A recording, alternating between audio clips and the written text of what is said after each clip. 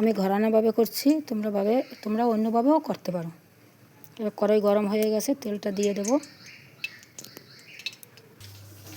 এবার দেখো দিয়ে দেবো মাংসের পকোড়াগুলো দিয়ে দেবো।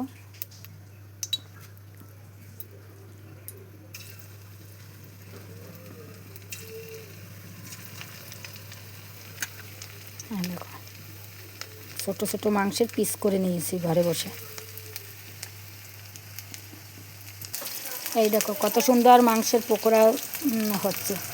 এই যে সাজিয়ে দিয়েছি, এটা আমি বাড়ি বসে কেটে নিয়েছি। এবার উল্টে দেব।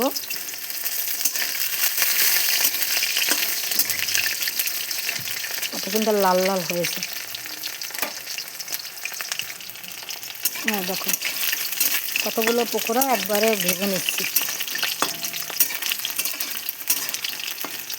আর কত মুচমুচে হয়েছে পকোড়া, পুরো লাল লাল।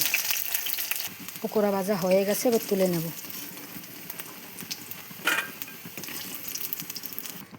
এই দেখো মাংসের পকোড়া পুরো রেডি। কত সুন্দর মুচমুচে হয়েছে দেখো।